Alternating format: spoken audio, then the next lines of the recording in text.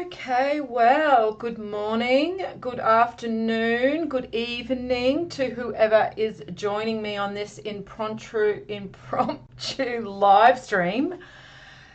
And I've decided that today we are going to continue on decoding the Gospel of Thomas because it's been about a month since I did the last decoding of the Gospel of Thomas. And so I thought it was definitely overdue, and we really do need to continue on doing this decode because it is important. I think that the Gospel of Thomas is one of the most important scriptures that we have available to us today. As I have said in previous live streams, we know that the Catholic Church hasn't had the opportunity to bastardize and corrupt these scriptures, which is why they don't mention the Nag Hammadi Gospels at all. I mean, you will see that they will actually mention the Book of Enoch, and that they will talk about the Book of Enoch and other Gospels. They'll literally have them on their websites, and they will say, well, we don't recommend the Book of Enoch because it is it can't be verified that it was a divine manuscript. But they don't actually mention the Gospel of Thomas or the Nag Hammadi Gospels at all. I mean, they don't put them on any of their websites. They don't tell their congregation to not read them. They just do not mention them. And it's the same with the Colburn Bible. And we know that when they don't want to mention these scriptures, it's because they don't want any of their congregation actually reading them, because these are the scriptures that are still uncorrupted. They have not been corrupted and they have not been manipulated. So that's not to say that we throw the baby out with the bathwater when it comes to the Bible, because the basics, the core truths are still in the Bible. And if you do understand what those core truths are, because you are a student of theology, a real student of the teachings of Christ and theology, then you know how to find the manipulations and the corruptions. You can find it, you can see it. It's not hard. I mean, anything that doesn't align itself to the teachings of Christ is a manipulation. So the Bible says that women can't be, can't read the scriptures, can't be teachers, okay? And yet we know that the Nag Hammadi Gospels, especially the Gospel of Philip, states that Mary Magdalene was an apostle, and Mary Magdalene was one of Jesus's favorite disciples.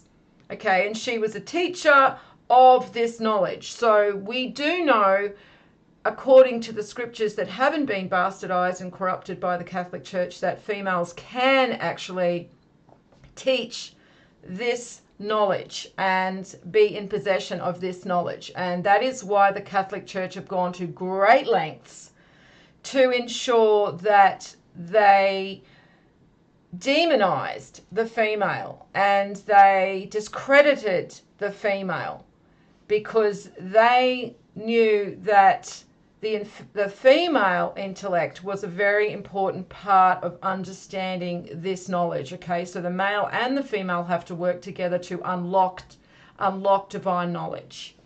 And so, as I said, very important scripture. So let's continue on decoding the Gospel of Thomas. Now, we're up to number 58.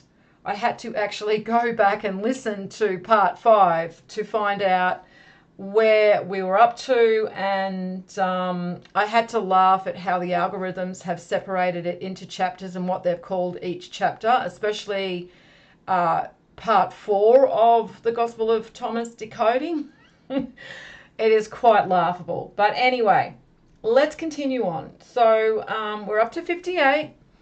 And Jesus said, congratulations to the person who has toiled and found life. And so all of those people that are out there now partying and indulging in materialism, I mean, it seems like they have a really easy time of it, doesn't it? I mean, when you are someone who is in possession of this knowledge and knows you have a responsibility to be true to yourself and, you know, be responsible, it doesn't seem fair sometimes when you see the ignorant amongst us who are just, you know, partying on and indulging in all of their vices, indulging in materialism and all of those really shallow pursuits. So most of us really, you know, anybody that's really someone who is a deep thinker and who lives life quite deeply on a deeper level finds all of that surface indulgence, it's not very attractive, but sometimes it kind of, you wish you were ignorant, if that makes sense. I know there's a lot of you out there who know exactly what I'm talking about, and there's been many times over the years where I have wish that I was just a normie. It would be so much easier if I was just an ignorant sheep, you know, and I didn't have possession of all this knowledge and I didn't know what I know, because when you know that, it seems like such hard work having to exist in this artificial system, and you're literally living two lives, you know. You're living your false facade, you know, your charade that you play when you put your mask on and you go out into the world, into the matrix, okay? And then you have your real self, who you are when you don't need to wear that mask.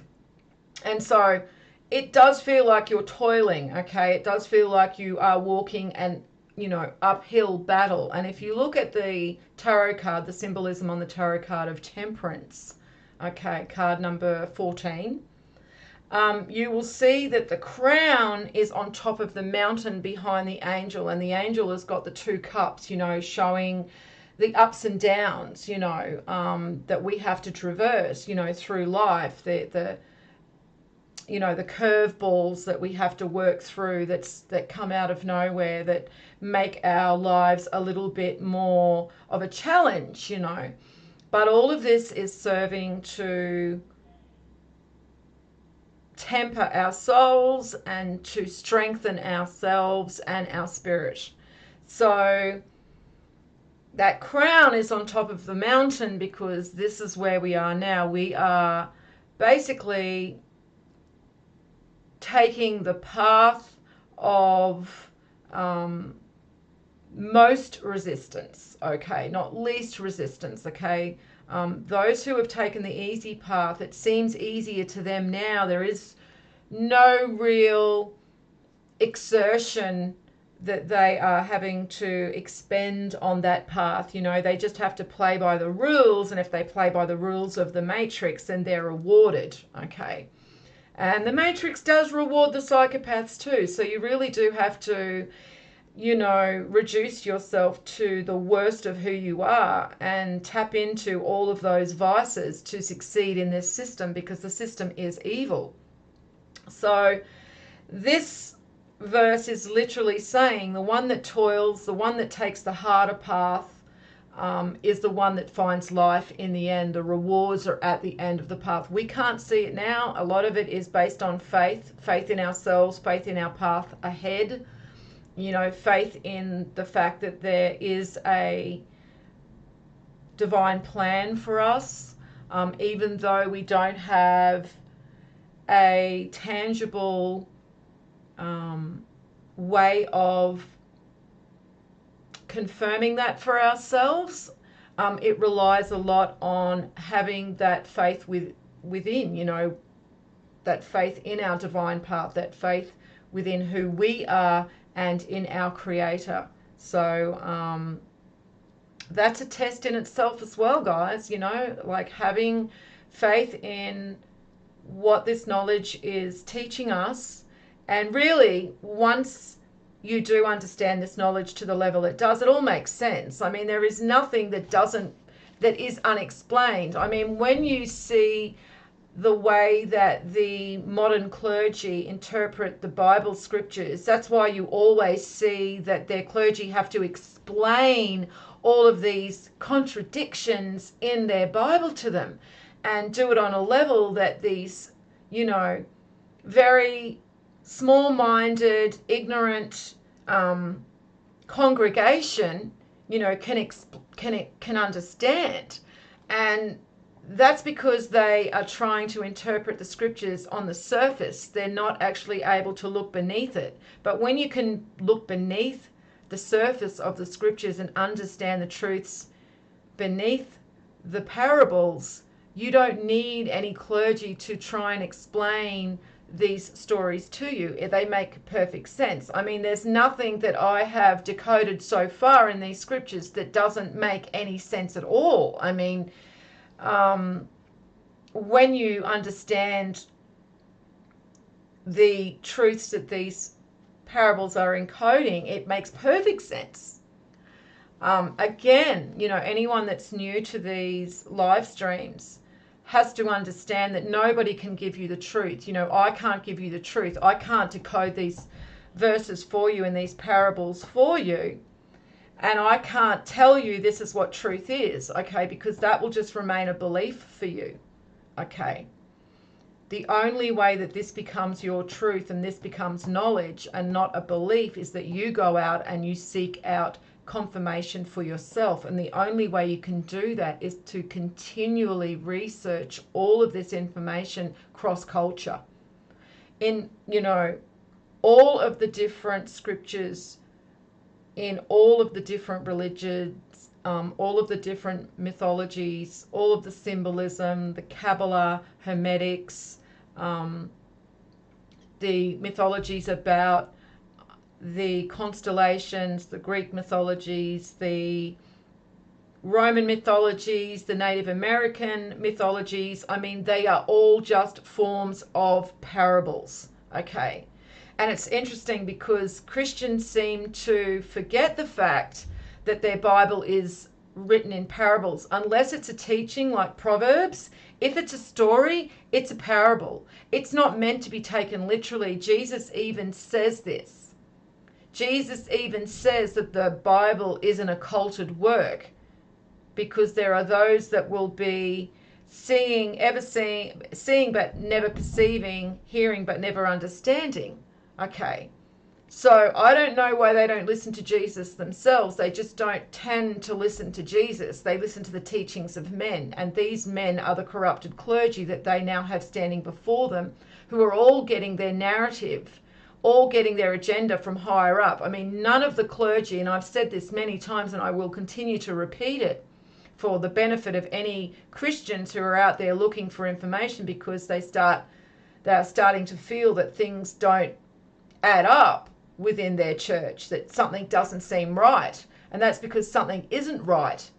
Your religion has been co-opted. It has been infiltrated. It was infiltrated 1700 years ago by the Catholic Church, and with the help of Emperor Constantine, they changed the narrative, they changed the interpretation of the texts into a different interpretation, one that replaces God the Father with Jesus as the Godhead.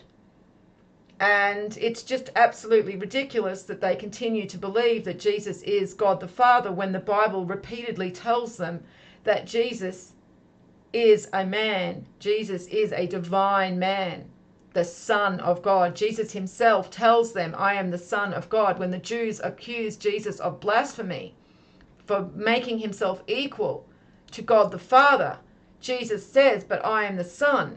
He plainly tells them. There is a part in Revelation where it states that no one knows the hour or day, the time, the hour, the day, except God. The Son doesn't know, the angels don't know, only God the Father knows. Well, if Jesus was God the Father, Jesus would know. So I don't know how much more clearer it has to be, but these people do not trust their own intellect. They do not trust their own God-gifted intellect. They have handed their minds and their souls over to the clergy, over to someone who appears to be more intelligent than them, who appears to be more spiritual than them. And in doing so, they've handed their lives, their souls, their destinies, their fate over to the clergy. And so that is why I tell you, you cannot rely on what I'm telling you here today. You must go and seek this out further for yourself. And yes, you must toil. Congratulations to the person who has toiled, for he has found life. And that is part of finding truth, is toiling, is going and doing the research. It takes time. It's taken me years to know what I do. It's not something that you'll grasp in 6 months. It's not something you'll grasp in a year. And if you're trying to grasp it within 6 months or a year, you're going to fail. You're going to become frustrated. You have to allow it to ferment within you. This knowledge will sit with you and process. There is a time. It's like the Colburn has a really good parable about an egg with a chick inside it, and if you break if you're trying to help the chick to emerge from the egg, and you think that you're doing it a favor by breaking the egg and allowing that chick out, you're going to kill the chick. Okay, there is a time that it must emerge from the egg, and that is the same with this knowledge. And the only way that you will make this truth to you is to research, confirm it all, keep finding the connections for yourself, because every new connection you make within yourself, you'll feel it. You'll feel it at a very deep level. It's like that aha moment, that, oh, wow, I get it now. I see it. And it's not just something that happens in your mind, it's something that happens on, a soul level as well. But when you're listening to me or you're listening to anybody else, you're just getting that in your mind. You're just like, oh yeah, that sounds about right.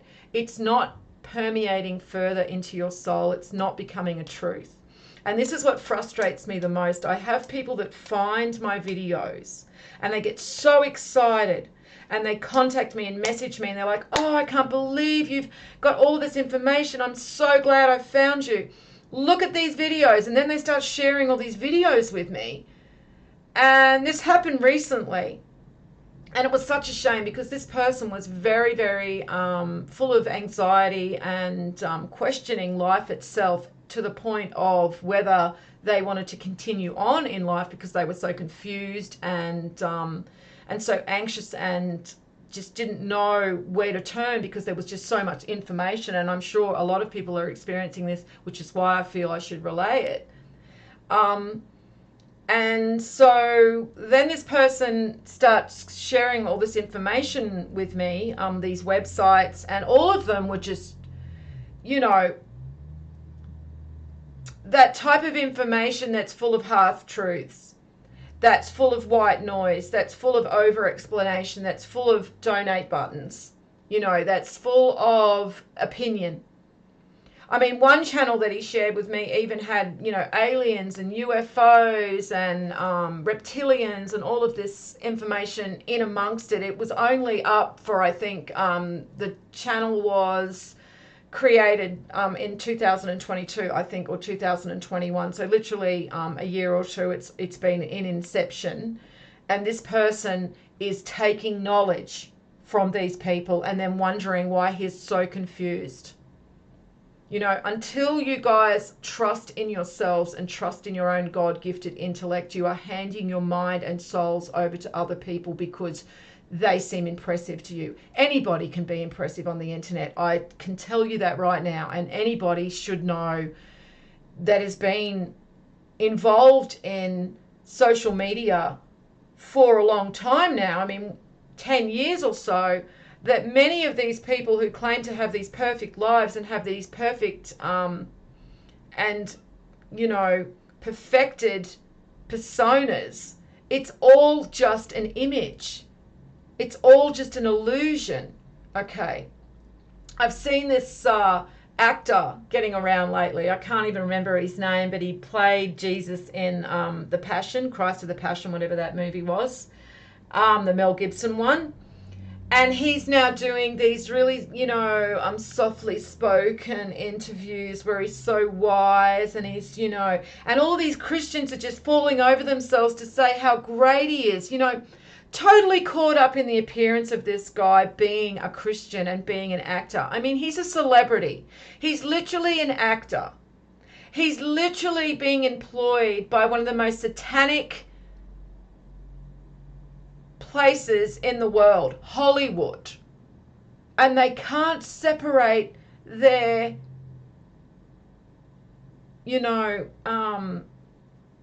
their infatuation with celebrities from the fact of who this person is. Just because he's talking about Christian ideals and Christianity and what he believes Christianity is. I mean, I just can't believe it that so many people just hand their minds over to others, simply because they've got a bit of a silver tongue, and they know how to they've got the gift of the gab. Well, the best liars have the gift of the gab. So people need to really switch on about that and start understanding that the only person that you can trust is yourself. And we know that the further back we go with these texts, the older these texts are, the more accurate they are. Okay, the more that we know that they haven't been bastardized. Now, a lot of them have been bastardized. Okay, the Hindu texts have been bastardized. I'm sorry to tell you, the Bhagavad Gita has been bastardized, just like the Bible.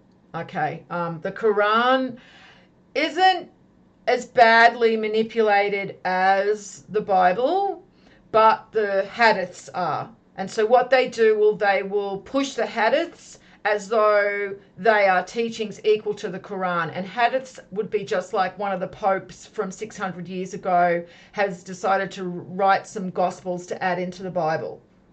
Okay, that's literally what a hadith is. So we have to go back as far as we can. We have to do cross-culture research into all of the different books, all of the different texts, and then we have to basically find the core truths that repeat themselves over and over and over again, and that is how we find the truth. And we also use the 7 Hermetic principles to weigh and measure everything that we find as well. So that's just a bit of a recommendation for anybody who wants to begin to start looking at all of the text for themselves. But you just have to start doing it, and even if you do start reading a text and then halfway through it doesn't make sense or there's just too many red flags, put it aside, okay, and then begin reading something else. But I can tell you that anything that I have in my MeWe group, under the library post, which is at the very top of the wall in the Keepers of the Flame group, has been vetted by me, okay, and I have not found it to have inconsistencies. Now, in saying that, it doesn't mean that you completely believe me, okay, and the other thing I want to tell you is don't read footnotes, okay, don't read footnotes. When somebody's provided a text, don't read the footnotes. You can do your own interpreting, okay, you have to have that trust in your own intellect once again. All right, so now that I've got that out of the way, I just really wanted to reiterate that again about how important it is that you guys trust in your own intellects. Otherwise, just forget it. Just turn off this video now. Go and watch some kitten videos and some puppy videos instead, because really there is nothing to be gained from just listening to me tell you what these verses mean. It is only going to mean something if you go and do the research for yourself so that you know it beyond any doubt. You know it like the sun is going to rise, every morning. That's a certainty. You know that the moon is going to go through its phases. That's a certainty. I mean, these are truths, okay? So truths do exist. People say, oh, no truths exist. Well, truth does exist. Not all truth is subjective. Truth isn't subjective. Truths exist. And so a truth that exists is we know that moon orbits our planet every 28 days, 28.5 days, or 28.6 days, or something like that. But it is an exact time that happens every single month. That is a truth. It doesn't matter if somebody doesn't believe that or not. It doesn't change that fact. You can't perceive that any differently. That is a truth that happens and that can be verified. Okay, at the moment, a lot of these truths can't be verified. There will be a time where all truths are known. The Bible tells us this. Okay, even the Nag Hammadi Gospels tell us this, that all truths will be known. Until that time, there are truths that we just have to go and verify to the best of our ability. And that's what I'm telling you guys you have to do to make this meaningful, to make this mean anything to you. Otherwise, it doesn't mean anything. It's just a curiosity. It's just a novelty, and that's all it'll ever be. And hey, maybe that's all you want it to be. That's fine too. All right, let's continue on. Less tangents, less ranting, more decoding. D? Okay, I'll try, I promise. All right, so 59. Jesus said, look to the living one as long as you live, otherwise you might die, and then try and see the living one, and you will be unable to see. Remember how I said in previous videos in these decodings that when we are in life, we're in spirit, and when we are in death, we are in the physical. So remember that these texts, these parables here that I'm reading to you have been have been translated. Okay, so we have to also take into account that they have been translated. And so we have to understand that there could be, differences in the way that it's been translated to how it was written as well. We have to make, we have to make sure that we understand that too. But for the most part, look to the living one. So when you're living, you're in spirit. So look to the one in spirit. And as long as you live, otherwise you might die. Okay, so be in death, because not only can your body be in death, but if you don't pass the weighing of the heart, you will experience the second death as well. So throughout our incarnations over the 26,000 years, our physical body will die many times, depending on when your soul was brought into existence. Some are old souls. They have been here for the complete 26,000 year great year. Some souls are new souls. Okay. Everyone is weighed and measured according to their incarnations, how many incarnations they are. It's all adjudicated. Okay. This is what Thoth the scribe actually symbolizes. The divine souls have been here for the full 26,000 years and will always be here for the full 26,000 years, because they are a direct extension of the Creator. So they are immortal. Their souls are immortal. But the rest of us, we are only immortal on the soul level, on that level, the spiritual level, if we do not traverse or transgress divine law. So divine law has been set in stone.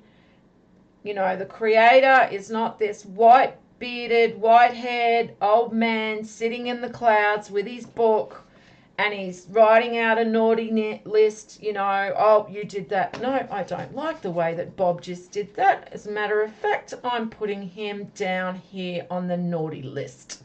He is going to not pass judgment. That's not how it works, okay? There's no personal, and as much as the Bible says it in parables, again, it's a story. Okay, people, the God of the Old Testament is so angry. Oh, he's such a vengeful God, the God of the Old Testament. They are stories. They are parables. They are for little children and small minds. They are not to be taken literally, because the truths are encoded beneath the stories. Remember what Jesus tells us, that the Bible is an occulted work.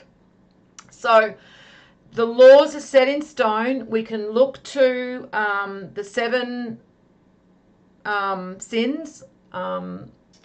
or the vices. I can't remember, what's it called? The seven vices, the seven sins. But you know what I'm talking about, okay? There is, they've tried to make it easy. You know, there's some information out there, you know, like gluttony, vanity, pride, greed, avarice.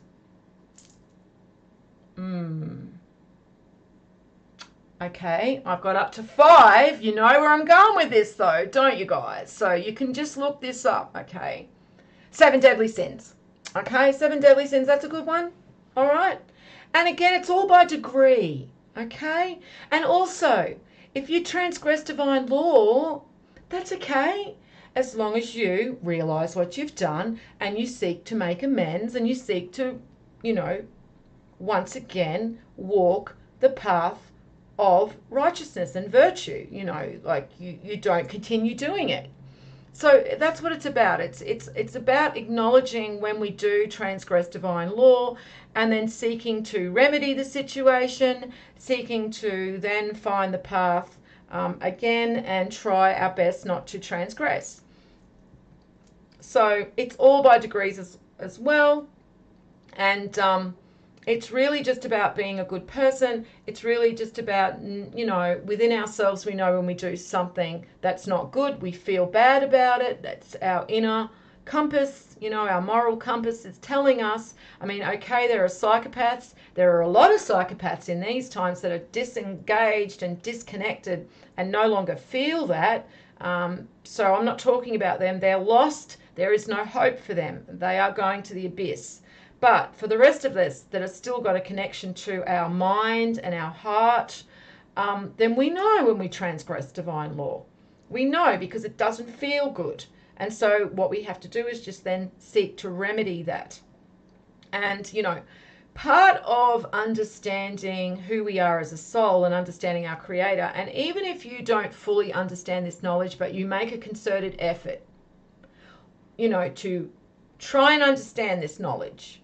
Okay, you make a concerted effort to try and research as much as you can. That in itself is showing the Creator that you aren't just this, you know, for better word, for, you know, just a meat sack, you know, a meat bag. I mean, that's pretty much what 99% of the population are. I mean, there's just no spark with them. You know, there's no motivation for them to go and find anything else other than food, sex, and vanity. I mean, that's really what motivates them, you know, and money and greed. I mean, that's really all anybody is motivated by in these days, you know. I mean, virtue is out of fashion big time. Okay, modesty, out of fashion big time. You know, it's all about indulging in your vices, okay? And virtues are, you know, basically laughed about and, you know, treated as though, you know, it's a joke. So it's all about the motivation. It's about the motivation to seek out who you are and who your Creator is and your place in universal design. It's all about that pure motivation. And even in seeking the truth, I saw this really good video the other day. Well, you know, as good as it can be when somebody is trying to find the truth about Hermetics. And then, of course, underneath his video, I see a whole heap of, you know, Patreon account, PayPal account, donate, buy me a coffee, all of this stuff. And I said to him, you know, what a shame that, you know, you seem to be motivated by wanting to understand Hermetics and bring this knowledge to people, and then you've gone and, you know, put all this, you know, donate. And, you know, again, as I've said, guys, it doesn't automatically mean that the person that is asking for donations is a bad person. What I say to you is, in these times when you have to hold the bar so high because there's so much deceit and so much deception, that is one way you can tell if somebody may have an agenda. They may not have an agenda. But as soon as there is money involved in the transaction of, you know, I'll give you knowledge, but in return I would like something from you, then you have to doubt that person's motivation. And in saying that too, once there is a motivation to have material reward for relaying the knowledge, then that will not really result in you having a full understanding of the knowledge. The veil will not be fully removed. It just doesn't work that way. So somebody that is asking for money and donations just can't possibly have access to the full understanding of this knowledge. It just will not be, it just will not be gifted to them. It's just not how it works. So, otherwise you might die and then try and see the living one, and you will be unable to see the living one because you will not be found worthy of seeing the living one, because you were all about indulging in your physical in death, so you will not find life. So, it's an illusion that we live now, guys. And it's not an illusion in the way that the New Age movement push it. Oh, we live in a dream, a dream within a dream, and everyone used to, really think that that was something that it wasn't, that nothing really mattered because it was all a dream, it was all an illusion. No, that's not what it means. It means that the important part of who we are is not definable physically. What we're existing in now, and especially in this created matrix, and what we believe to be important, like money, career, college, a nice car, a nice house, nice clothes, all of these things, popularity, is an illusion. It means nothing. To your soul, it means nothing. And there is going to be no reward for you excelling in all of that. That's your test. And our test is getting harder and harder all the time because we do live in a very material part of the cycle. The tests now have never been harder because, to not indulge in all of our vices and to not be basically engaging in everything that people find important in these times is to be a pariah, And I often say this to people who are Christians, who think they're so Christian, and they're living, in Christ, and they're following the teachings of Christ, and, they're so pure, and they're so godly and good and full of goodness, and yet they're living in the world. They're living in the carcass. They are the carcass. They're partaking in the carcass, because all of them, pretty much all of them, send their children to college. And why do they send their children to college? So their children can get a career, a good career. And why do their children need a good career? So their children can get a nice house and a nice car and live a nice life. See, indulging in worldliness, it's not easy to follow in the footsteps of Christ and to give everything up. And I'm not saying that you have to live in a cardboard box on the sidewalk. I mean, you can still have a roof over your head and, eat and be clothed. It's about pursuing these things and giving them meaning. Okay. So that's what we don't want to do, because that is, indulging.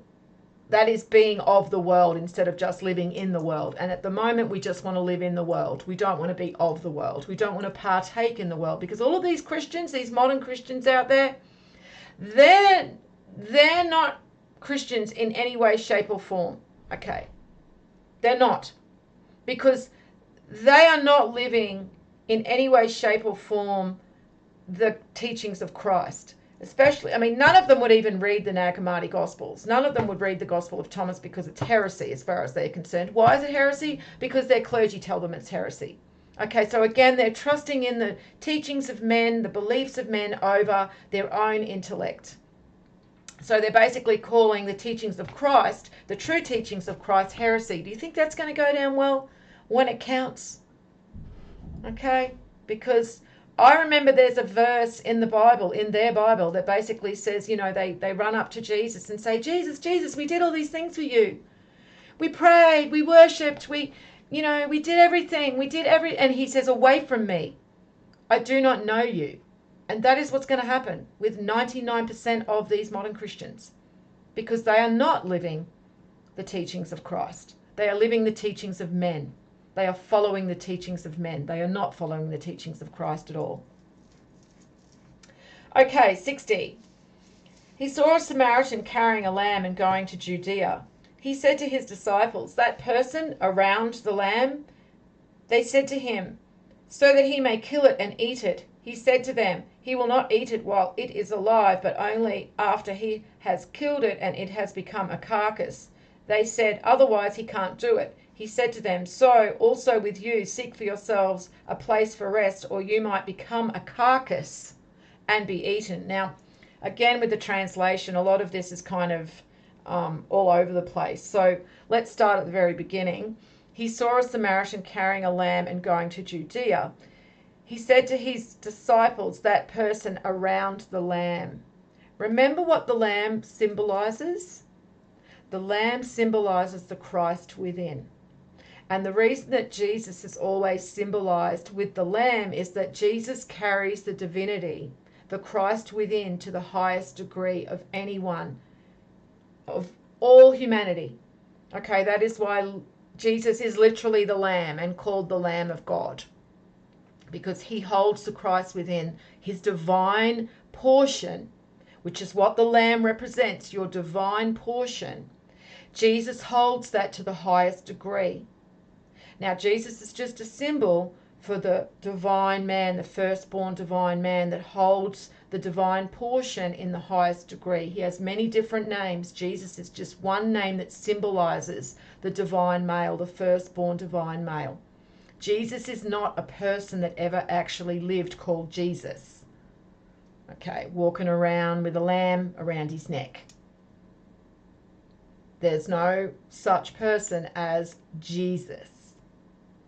Jesus is just a character in a story, just like Apollo is a character in a story, just like Thor is a character in a story, just like Horus is a character in a story, just like Shiva, just like Krishna is a character in a story. So these are just all symbols representing the firstborn divine male who holds the divine portion in the highest degree. And so that is what we know straight away that this parable is around because we see that it talks about the lamb, and then it actually says, he said to his disciples, that person around the lamb. So the lamb is within and he is around the lamb, okay? They said to him, so that he may kill it and eat it. And he said to them, he will not eat it while it is alive, and only after he has killed it, it has become a carcass. So you kill the divine spirit, you kill your lamb, you slaughter your lamb, you slay your lamb. Okay, you don't know who you are on a divine. And this is really why I do this, guys. This is the main motivation and the main focus, or the main result that I want from why I do this, is for you to find your divine nature. That's what all of this is about. That's what all of this esoteric knowledge is about. That's what all the scriptures are about. It's all about you finding your divine nature and knowing it beyond any doubt that you are divine, that you have a divine portion. Now, I don't know if you're divine as in you are a extension of the Creator, one of the 288 divine souls. Nobody knows that. There will be a time where we will know that, because, you know, all truths will be known. But right now we don't know that. Okay, so we can't assume that. We have to understand that there is no absolute in knowing if you are a divine soul until that time is upon us and this is revealed beyond a doubt, and they will show themselves to be divine. We won't have to guess. Okay, they won't be telling us. We will just know, because we will be able to visually see who a divine soul is as opposed to a mortal soul. But until that time, we just have to find that divinity within us, find our divine nature, and understand who we are on that level. You know, find our lamb, find our inner lamb, because, you know, this is what the antichrists have slaughtered and are seeking to continue to crush and kill. And they're doing it to our children now. They're coming for our children. Okay, and you would have to be blind to not see that they're coming for our children, and that what is happening right now is completely normal. But it is, it's been normalized. Even these Christian videos, you know, talking about how to discuss this with somebody from the rainbow alphabet people. You know, how do you have a discussion? How do you have a conversation with somebody from the rainbow alphabet people? You know, and they're talking about it as though this is normal, that this is just some social situation that we find our civilization in, that just something that has organically appeared, and we have to now, as a Christian, deal with this, you know, alphabet community and this alphabet rainbow community. And instead of these pastors and these YouTube, you know, pastors and clergies, and they're very active on YouTube, and there's a lot of huge channels, and I mean like 500,000 subscribers.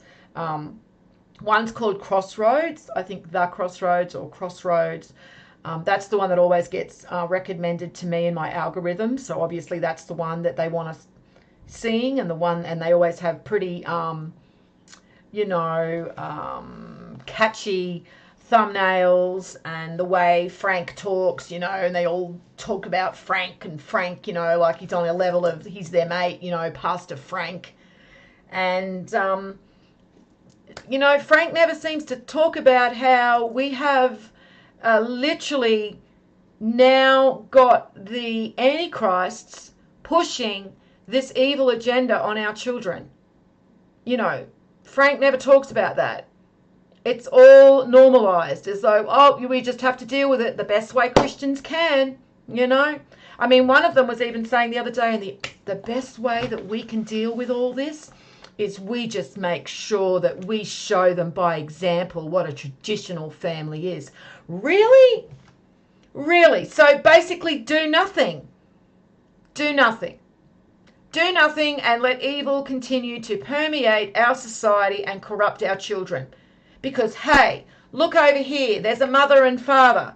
That's enough, apparently, to defeat these satanic influences that are now corrupting our children. I mean, it's just sad to see that our children really don't have anybody who is protecting them right now. Okay, because even these Christians are just completely ignorant to the fact that this agenda that is now being pushed on our children is evil by design, for a reason. They want to corrupt our children. They don't want our children to understand that they are a divine being, you know, with a divine portion within them. Okay, now when I do say divine, you know, you guys know that I'm just talking about the divine portion within us all, okay? I'm not talking about the divine as though the 288 divine souls, because as I said, nobody knows who they are. The Christed are still to be revealed to mankind, and that will happen in its due time, or in divine time. Right, so again, so what you always have to do is just look for the symbols. And once you see the symbol, the lamb, okay, so anytime you ever see a parable about the lamb, you know it's talking about the Christ within you, okay, the divine portion within you. That's all you and you know automatically when you look at that parable, it helps you to decode that parable for yourself just by knowing, oh, it's talking about the Lamb, it's talking about the Christ within. What else is it saying? Okay, and then that will reveal the rest of the hidden truths in there for you. Okay, 61, Jesus said, 2 will recline on a couch, one will die, one will live. Salome said, who are you, mister? You have climbed onto my couch and have eaten from my table as if you are from someone. Jesus said to her, I am one who comes from what is whole. I was granted from things of my Father. I am your disciple. For this reason I say, if one is whole, one will be filled with light. If one is divided, one will be filled with darkness. All right, so we can tell from this parable that when it is saying one will recline on a couch, one will die, one will live, it's talking about the two parts of who we are, okay? So it's not talking about, so we're all two halves of a whole soul. We know that there is, each soul is created whole, and then it splits upon creation into male, female, and then it is birthed into a physical container, okay, a biological container, okay, male, female. That's how the process of creation works, okay. And then at the end of the 26,000 year cycle, we reunite with the other half of our soul. It happens on a different level, to a different degree with mortal souls than it does with divine souls. But that's not what this verse is saying, because at the end of the verse, okay, it's saying, for this reason I say, if one is whole, one will be filled with light. But if one is divided, one will be filled with darkness. Okay. So if you, now it could actually also be seen on the level that, if you reunite with the other half of your soul, then you become complete, okay? But it's talking now here of when it's, because it's saying one will die and one will live. Remember how I said the physical is death and spirit is life? So that is what it's telling us at the beginning of this parable, which is what it is. It is telling us that one will die, one will live. So it is saying you have got a physical body that will die, and you have got a spiritual body, your soul, what will live, right? And basically, who are you, mister? You have climbed onto my couch and eaten from my table as if you were someone. And Jesus said to her, I am the one who comes from what is whole, and I was granted from things of my Father. And so the Creator is whole, okay? He is all. He is both physical and spiritual, because everything that we see around us is of the Creator, okay? Which is why I really don't understand when modern Christians, don't look after the environment, like Mother Earth, like they think that that's paganism. Like if they were to revere the forests and the trees and the animals, that's paganism, and that's heresy. But that's God, okay, because everything is God, okay, unless you're saying that God is separate from everything else, but then God wouldn't be the supreme almighty if God was separate. So it is all God, okay? It is all God on different degrees, and it's all about vibration. And I would study the principle of vibration to understand how vibration affects matter. And our physicality is because we are vibrating at a lower vibration. And the higher the vibration is, the more ethereal it is, okay? So that just basically is reiterating that Jesus comes from the whole, from God, okay? And he says, I am your disciple for this reason. So I'm not understanding why it says I am your disciple, because Jesus is not the disciple of mortal man. It's the other way around. So yeah, I'm not really getting that part. Could be part of the translation. For this reason, I say, if one is whole, one will be filled with life. But But if one is divided, one will be filled with darkness. So when you acknowledge yourself as a whole being, and that's not just yourself in the material form, you've got to understand that you're also part ethereal. In fact, that's who you are first and foremost. Your body is just your skin, your garment. So when the scriptures talk about garment, anytime a garment is mentioned, anytime a garment is mentioned at all, it is a parable for your outer shell. Okay, it is talking about your outer shell. It's not talking about clothing. So that is what it's saying. That if you want to be filled with light, you have to acknowledge yourself on that level. All these people that are running around at the moment, even Christians, I don't really see many Christians talking about their soul. I see them talking about the Sabbath and how it's so important to pray on the Sabbath. I see them talking about, they've got to pray to Jesus, okay, and they've got to say Jesus, they bow down to Jesus, and they've got to accept Jesus as the one true, path back to God. They say all this lip service. It's interesting because, as I said, Jesus never asked to be praised or worshipped. There's not one verse in the Bible where Jesus ever says, I would like you to praise me and worship me. In fact, he says, all worship goes to the Father. That's what he says. But, what he actually wants them to do is to actually emulate him, in action, But no, they don't do that. They actually just think that if they praise him and worship him and, heap him with praise and adoration, that Jesus is going to, reward them for that. And that's not what's going to happen.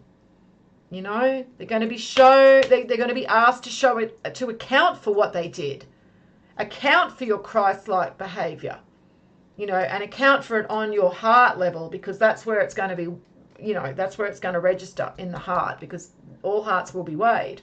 It doesn't matter what you say. And I mean, if you speak what doesn't match what's in your heart as well, then that does not go well for, the weight within you. And that's what it's all about in the end. And you can go back into previous videos. There's also video, Sacred Science of the Soul, about sinners. Are you a sinner, or what is a sinner? And that explains what sin is and how, when we transgress divine law, we gather weight. And that is why at the end of the great year, the great judgment or last judgment, and the weighing of the soul, weighing of the heart, we're weighed for the weight within our heart that we've gathered up. Okay, so a lot of it is not literal, but it is in a way too that it does register within us when we transgress divine law. There is a way that the universe knows this, that's the way that it's created on that ethereal level, that ethereal plane that we don't understand in these times because it's so physical, and that knowledge has been taken and stolen from us. So anyway, so literally that's what that verse is saying, is that you need to understand both parts of who you are to be filled with light, to be rewarded, okay, to show the Creator, to show the universe that you are worthy of continuing to partake in the universe. Okay, the universe wants to know that. Are you just someone who is easily influenced by, materialism? Then, why would the universe want to reward that when that is literally destroying the universe? Because materialism, I don't know if anybody's noticed lately, but have a look at the state of the world right now. Have a look at the destruction of the world right now caused by materialism. Okay, all of that is from consumption. All of the plastic in the ocean, all of the trees being burned, all of the environment that's being mined, all of the, tailings dams that are just full of poisoned water, all the groundwater that's being poisoned. It's all because of materialism, because of greed. And that is because people don't understand our lives on a deeper level, who we are on a deeper level. If they did, there was no way in hell that they would be doing what they're doing right now. But they don't think that there's any repercussions to their actions. Okay? because they've been given enough rope to hang themselves, basically. That's what it comes down to. It's a great way to see it. It's like, even in the Bible, there's a verse about how God is patient, waiting for them to get it. Wake up, identify what you're doing. He's having patience. I mean, that on that level, that's what it's basically saying, is that the reason that's drawn out, the reason that we feel that these times are drawn out for so long, is because nobody can say, I wasn't given a chance to turn to the path of truth. I didn't have time to turn from what I was doing. There was plenty of time for them to do it, but they just didn't want to do it because it's hard work.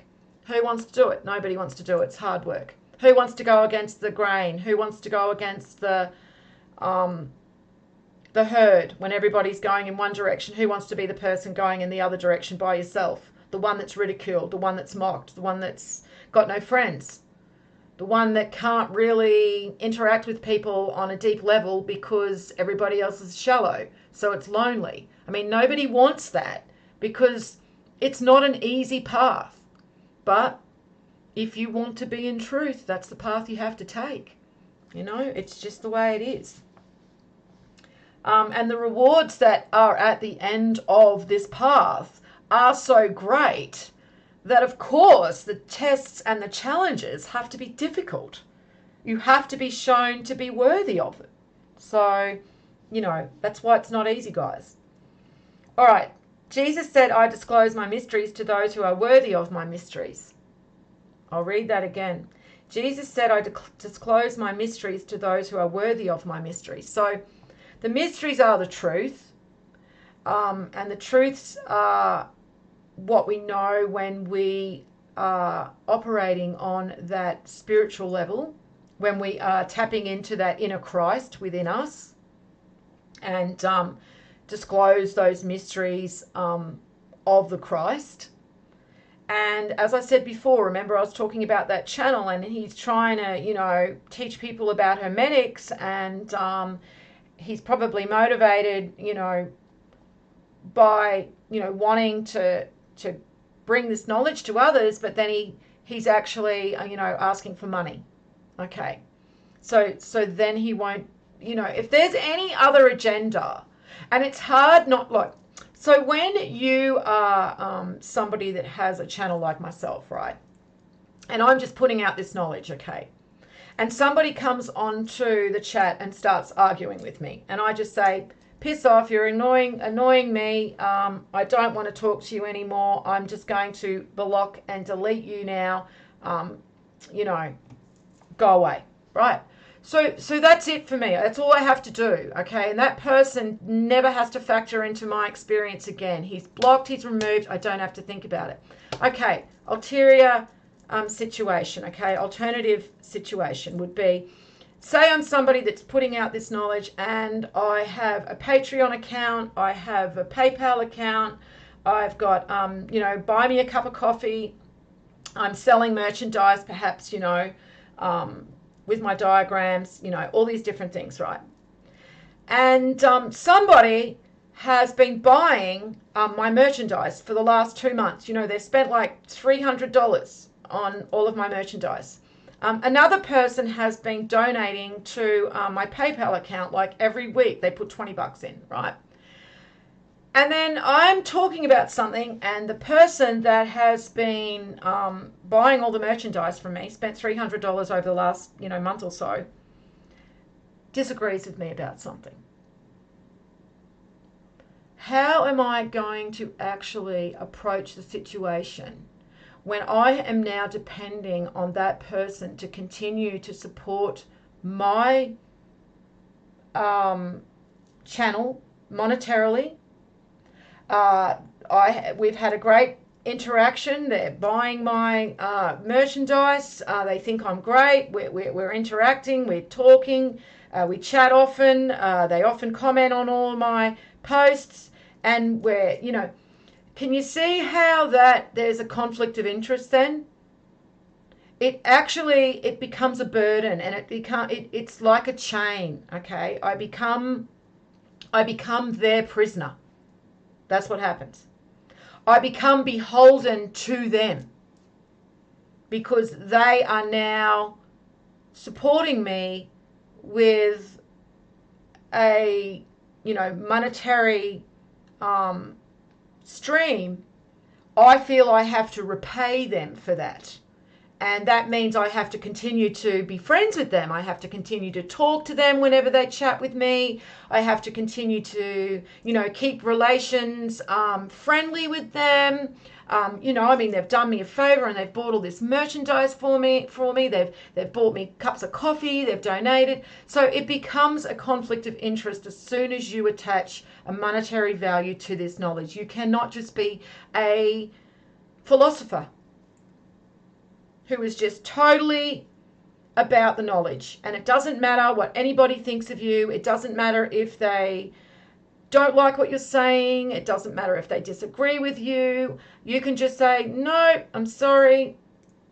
That's not going to cut it here. I don't like the way that you're arguing with me. I don't like the way that you're creating conflict in the group. And if you continue on, I'm going to remove you. And that's all it is. It's so simple. It's black and white. But as soon as money's involved and there's a transaction there, there's a grey area. And there's a conflict of interest. And it's not just about the knowledge anymore, because you have to factor in all of these other different situations that money has introduced into the whole, the whole process. So that's why I say that you cannot be someone who is a philosopher but also expect to be rewarded materially. You just can't.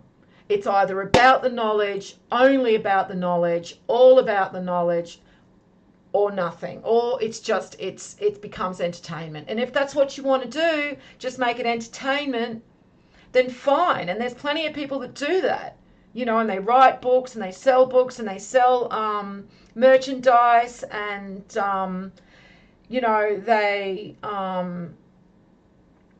have these events, these speaking events and these engagements, and they sell tickets to their ranch, and they sell merchandise. Oh, hang on, I know somebody like that.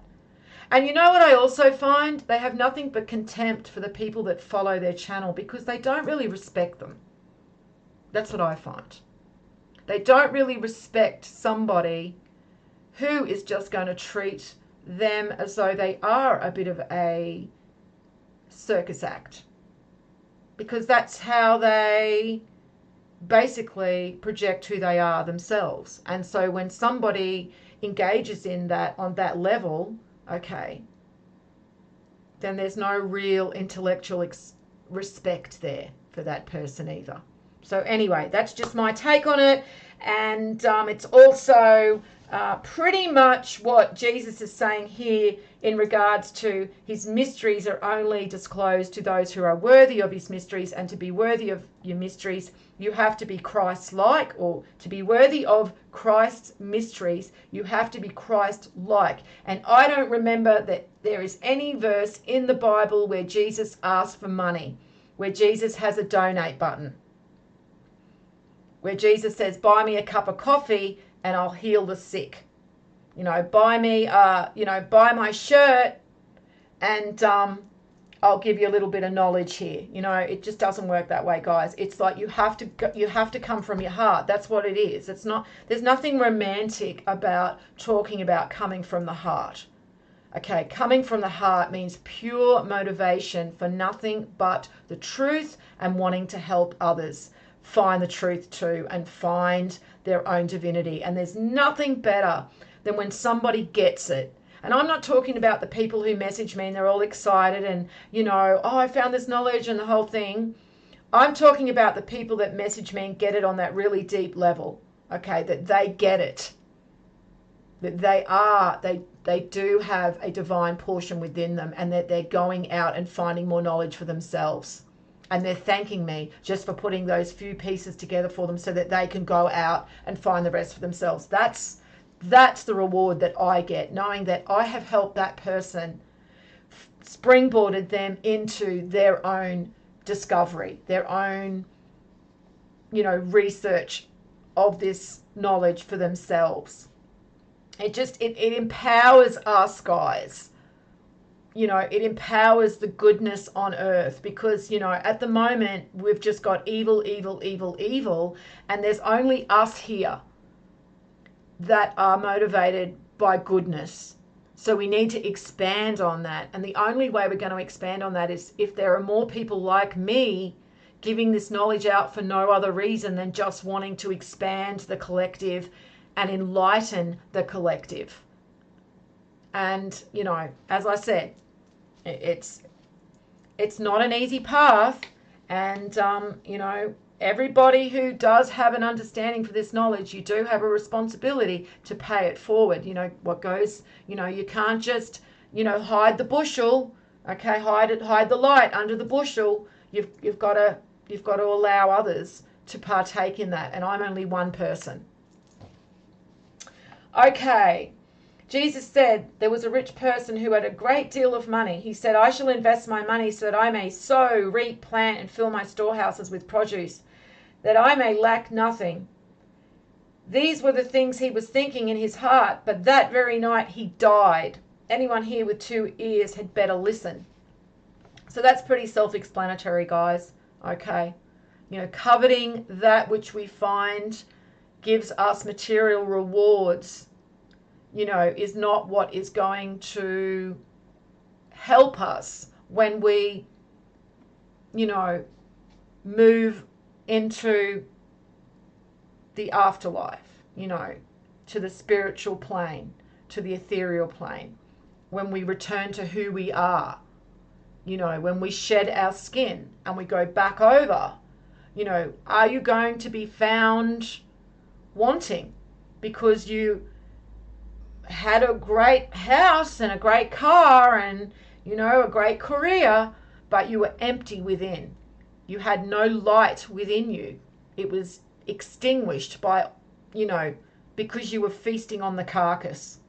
Don't feast on the carcass, guys. 64, Jesus said, a person was receiving guests. When he had prepared the dinner, he sent his slave to invite the guests. The slave went to the first and said to that one, my master invites you. That one said, some merchants owe me money. They are coming to me tonight. I have to go and give them instructions. Please excuse me from dinner. The slave went to another, and he said to that one, my master has invited you. That one said to the slave, I have bought a house, and I have been called away for a day. I shall have no time. The slave went to another and said to that one, my master invites you. That one said to the slave, my friend is to be married, and I am to arrange the banquet. I shall not be able to come. Please excuse me from dinner. The slave went to another and said to that one, my master invites you.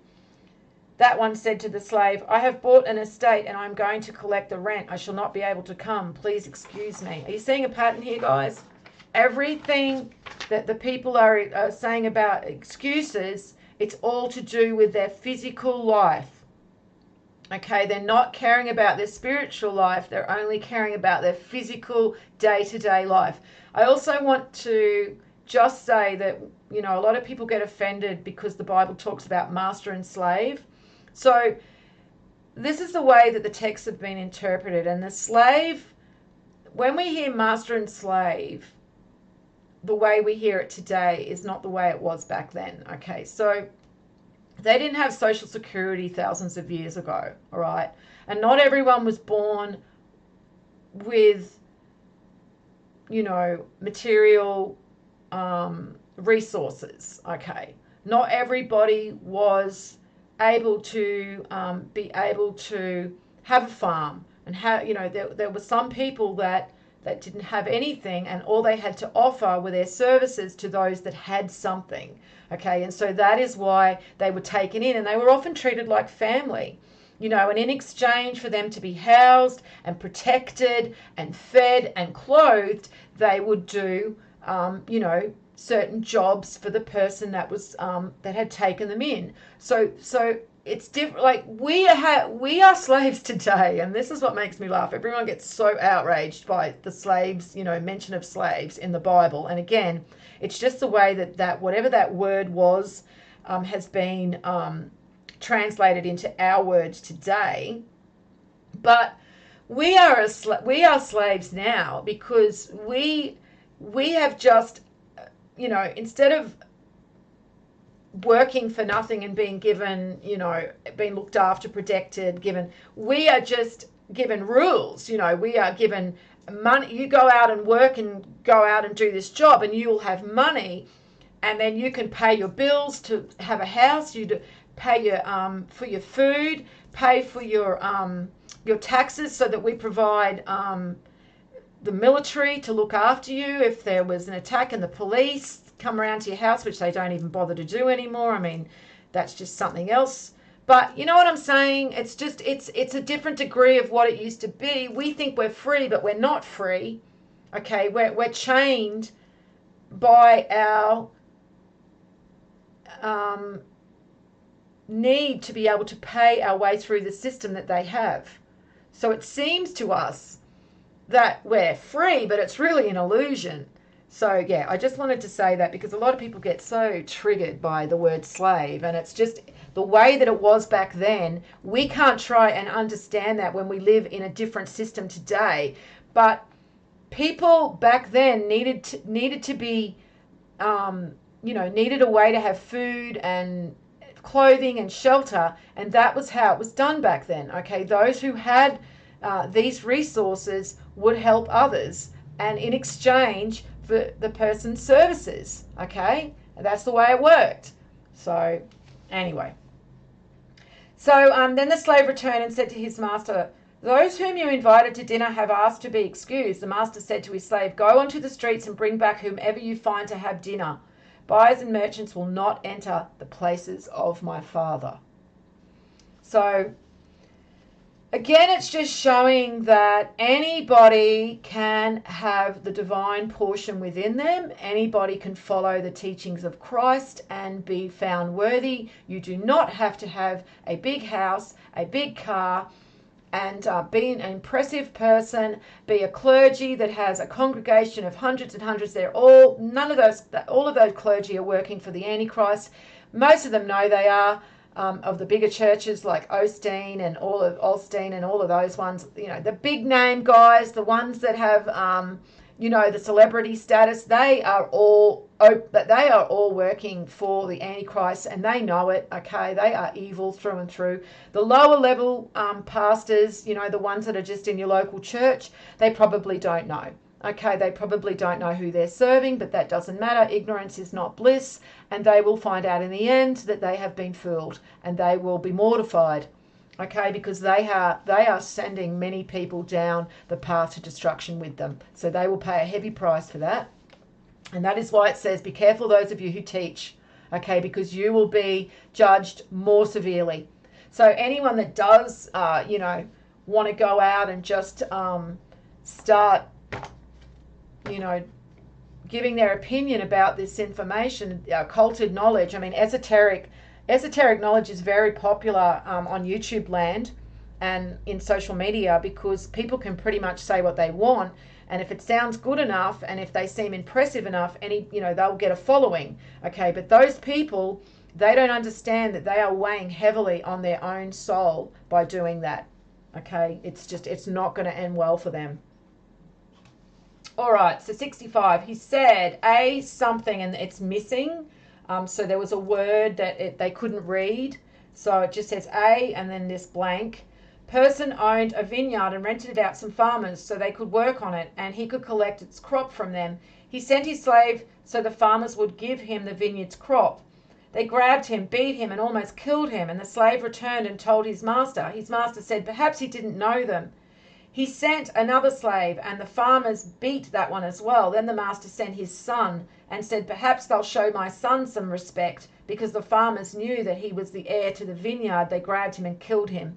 Anybody who has 2 ears better listen. So the master is obviously the creator. The slave is obviously the mortal man, and the son is obviously a divine soul. And when the farmers knew that the divine soul was heir to the vineyard, they grabbed him and killed him. So, yeah, it's just, well, I suppose that's one way of looking at it. There is another angle too. I mean, this is what you can do with symbolism as well. And when you're decoding these, there are different layers within it. I'm seeing it like that first and foremost, probably because I know about the divine souls. And but then it's also that those who have a lot of material possessions are a target for others as well. Okay, but so I suppose I see it as that way with the divine souls, is because I know that they have been basically hunted down and destroyed because of who they are, and because they are heirs to the kingdom, and the Antichrists don't like that. And so I am seeing that angle in that as well. So there's two layers to this. All right, 66. Jesus said, "Show me the stone the builders rejected, that is the keystone." So again, nobody in these times wants to accept the truth. And anybody that tells the truth in these times is crucified, you know, is destroyed. I mean, how many philosophers and truth tellers, you know, do we know of throughout history that we can just look back in the last 1,000 years have been burned at the stake for simply telling the truth?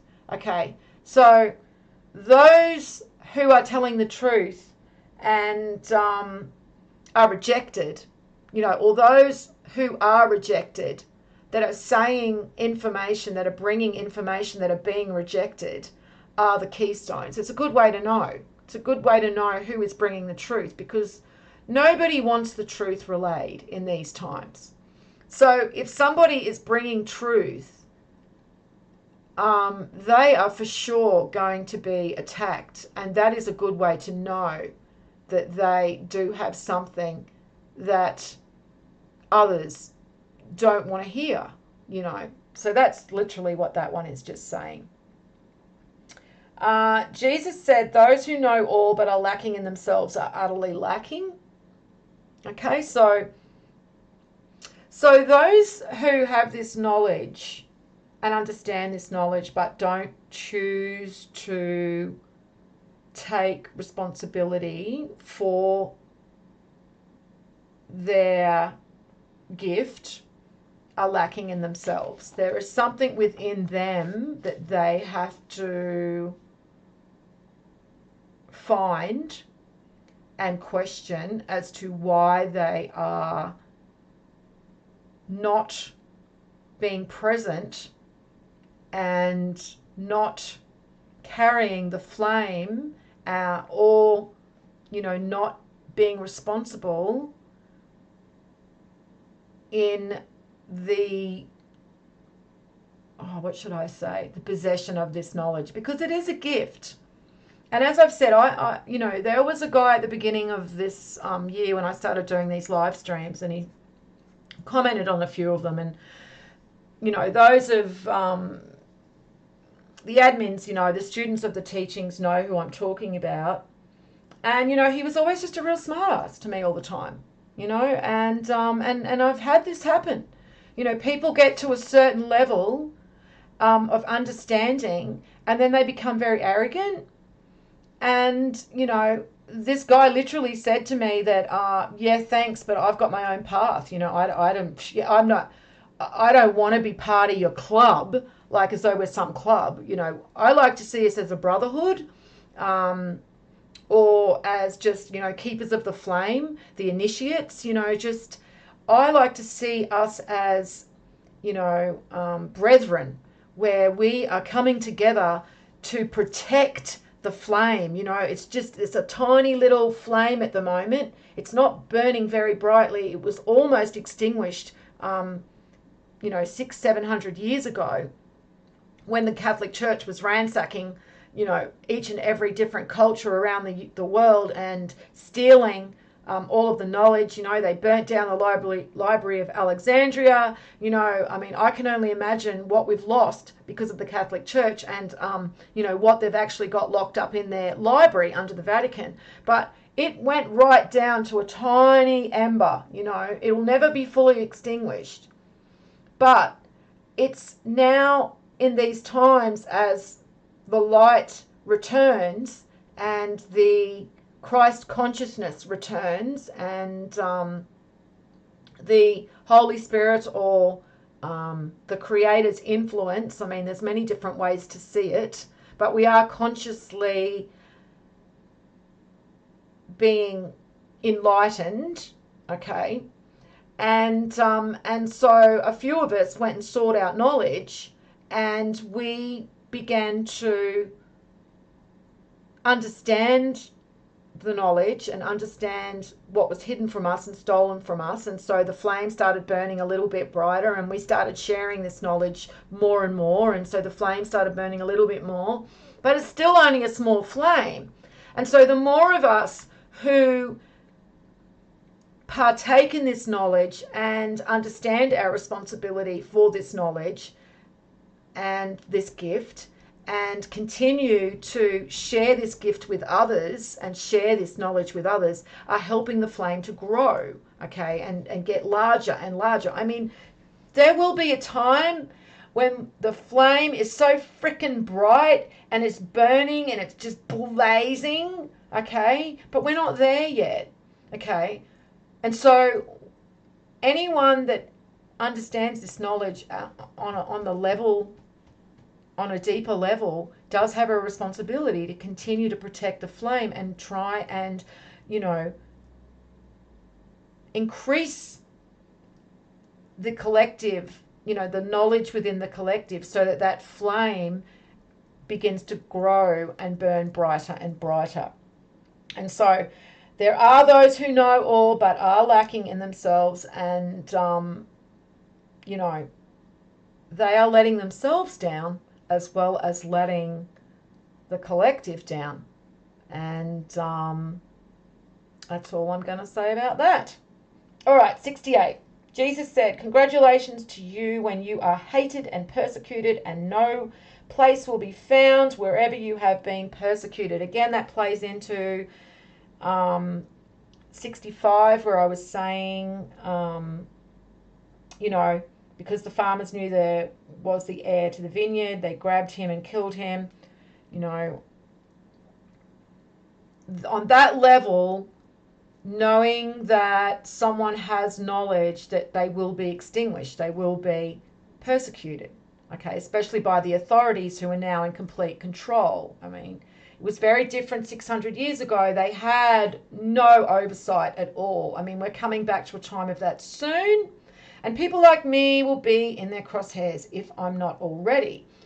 That's okay. These are just the sacrifices we make, and when you understand that you're a soul, then you don't fear death, So it is just part of the journey. And I'm not going to say with absolute certainty that I know what my fate will be. I don't. But I do know that I am someone who has possession of knowledge that I shouldn't have, according to the Catholic Church. Okay, they do not want me with this knowledge, and they do not want me, giving this knowledge out to others. I'm no threat to them at the moment. I literally get 500 people watching my live streams. After it's a video, it's around 500, 600 people that watch these videos. So really, do you think that I'm a threat when 500 people are the only ones who are watching these videos and listening to me give out this information? No, I'm not a threat. But they don't like me. They don't like the fact that I'm doing this. And the fact that I have this knowledge, obviously they do not appreciate people like me. And so, yes, so that is what happens, it's just part and parcel. And it says, congratulations to those who go hungry, so the stomach of the one in want may be filled. And, I've said that before, that in these times, you are better off being someone who is poor than someone who is rich. Because if you are poor, you have more of a chance of discovering your divine nature than someone who is rich. All right.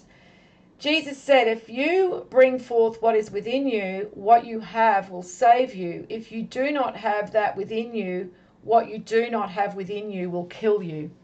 So if you bring forth what you have within you, so anyone who has discovered their divine nature will bring that forth when all truths are revealed. There is going to be a time when what is within your heart will be on display. Okay, will be known, all right?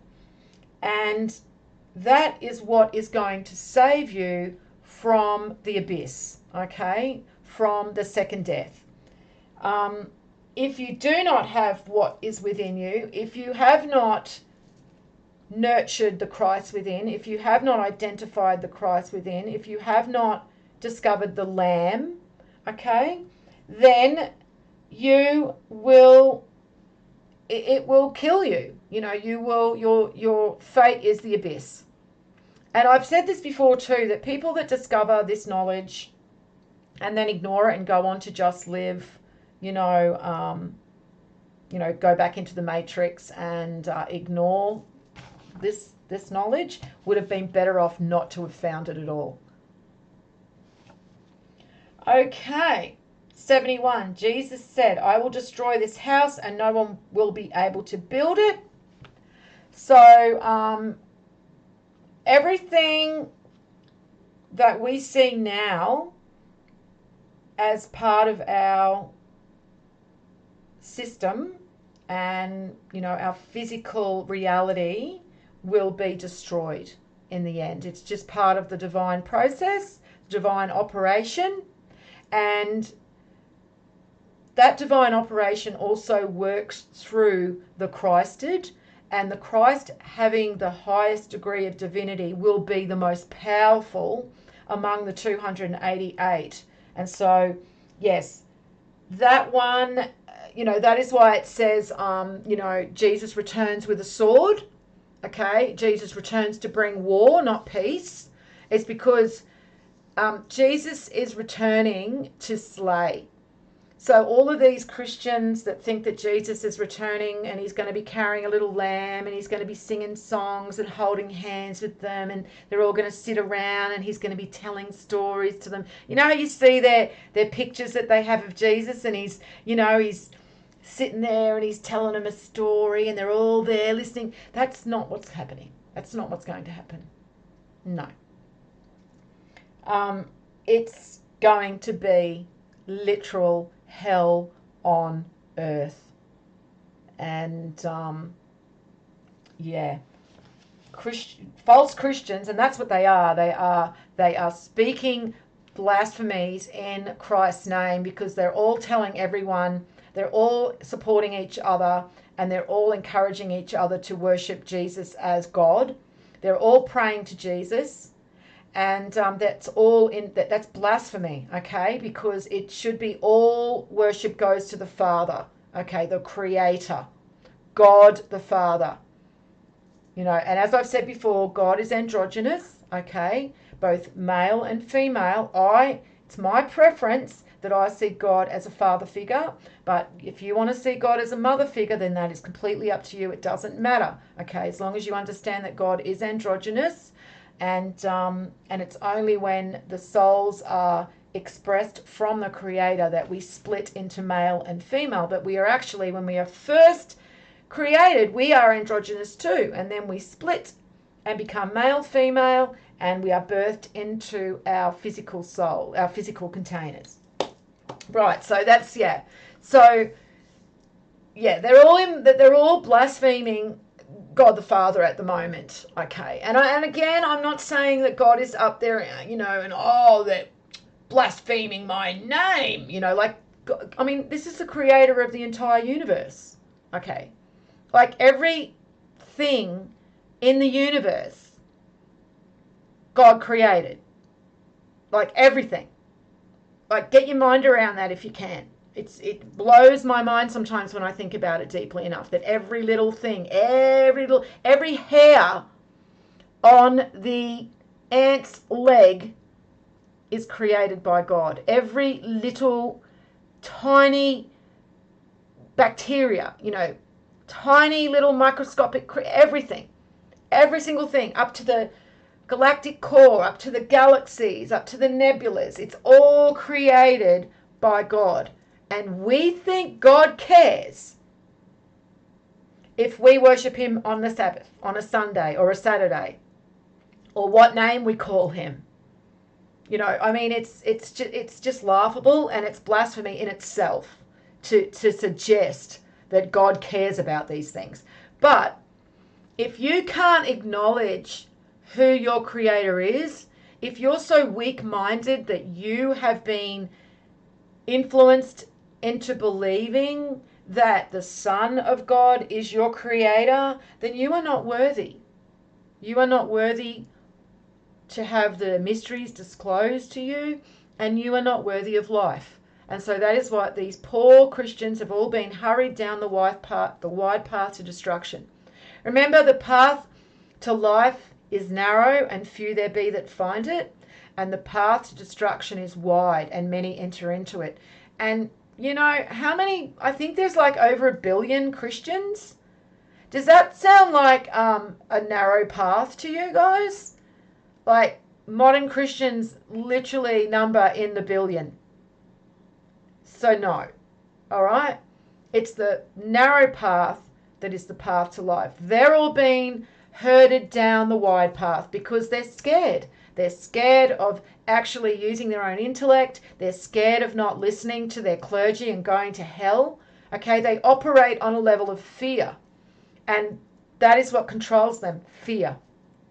And once you let fear control you, then forget it. You're never going to discover the truth of who you are or who your creator is. 72, a person said to him, "Tell my brothers to divide my father's possession with me."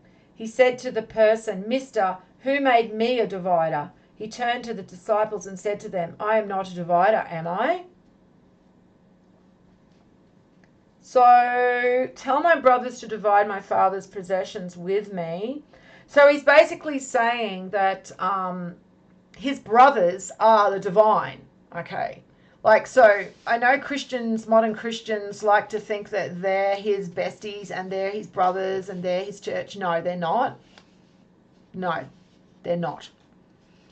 His brothers and sisters are the divine. Okay. They are one family. They are one bloodline. They are the true divine bloodline. Okay.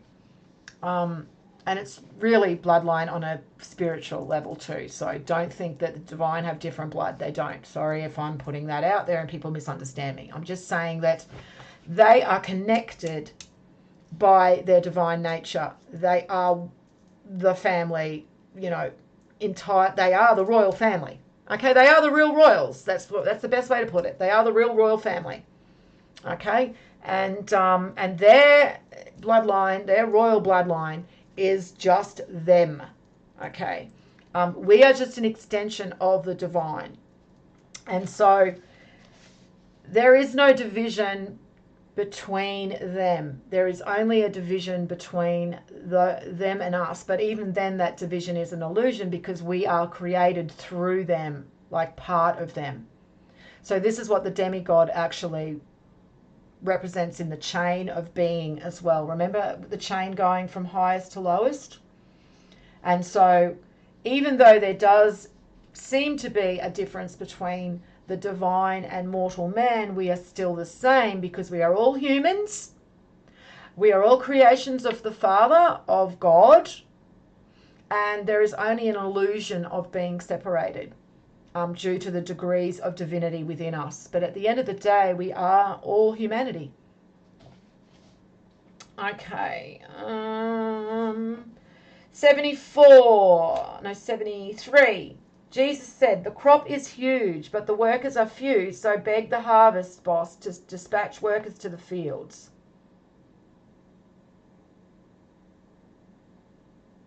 That's probably me. No, I'm just kidding. You know what I was saying before about saying that, the crop is huge and the workers are few. So there is so much to do in these times when it comes to relaying this knowledge and awakening the collective. Okay, the burden seems huge because there's just so many ignorant people out there. Okay, and so beg the harvest boss to dispatch the workers to the fields. And so, those of us who have the knowledge then ask others to also relay the knowledge, okay, and lighten the load. I mean, that's the only thing. That's how I see that verse. Okay. So yeah, I'm not begging. All right, there's no begging here, but I think that is pretty much the gist of it. The few are doing the real work. Okay, the few are doing the real work, and the harvest boss, actually, you know who the harvest boss is? Harvest boss is Saturn. Yes, Saturn, the timekeeper. Okay, the harvester, because he's the one that comes and reaps and sows. I mean, symbolically, guys. All right, there is no Saturn that comes with a sickle and is going to harvest, but yes. So the harvest boss is basically telling telling us to work the fields, to reap the proper harvest, to sow the harvest of knowledge, the proper harvest. I mean, that's what I can get from that one. It's a little bit vague. I don't know. I don't know if you guys can see anything else in that. I mean, I'm saying harvest. The harvest boss has to be Saturn, because Saturn is known as the harvester. I mean, he is the carrier of the sickle, and we know that before it spoke about the harvesting of the wheat and the tares, so we know that. And so beg the harvest boss to dispatch the workers to the fields. Yeah, I don't know. That's kind of stumped me, that one. The crop is huge, but the workers are few. Yeah, I do think that the workers are those who are trying to enlighten others with this knowledge. I do think that. And the crop is huge, being the masses, the ignorant masses. So the harvest boss, Saturn, timekeeper, I mean, he is just symbolic of the time of the reaping, okay, the time of judgment, to dispatch the workers to the fields, to help elevate the masses out of their ignorance. Yes, that's what I'm getting from that one. Okay. Sometimes it takes a bit. I don't read these beforehand. I sometimes read a couple of them that I know that I'm going to be doing, just to make sure that that there's not too many out of far left field that I have to go and research into. So yeah, sometimes it takes a little bit to process them. Again, remember, a lot of it's in the translating, okay, of why it's a little bit all over the place, and we have to kind of, look a little bit deeper into what it could be trying to basically relay to us. But I'm pretty sure that is what that is there. All right, 74. He said, Lord, there are many around the drinking trough, but there is nothing in the well. So the well symbolizes knowledge, okay? And the well, like the chalice, you often see it with the chalice. The Holy Grail is a chalice, and that is because it is symbolizing the fountain of knowledge, okay? There's a fountain of knowledge, the divine knowledge. Well, that knowledge, that well is empty. There is nothing in the well of those who were around drinking from it. There's no real knowledge there. Okay? So it's not that there is nothing in the well, it is that there's no real knowledge in the well that they are drinking from. Okay? Their well is empty to them because, well, they wouldn't even know divine knowledge if they fell over it.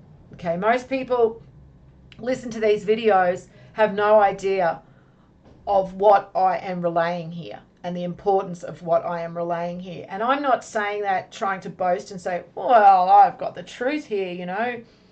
I'm just matter-of-factly telling you that I have pieced together the fragments of knowledge that they tried to destroy and take from us.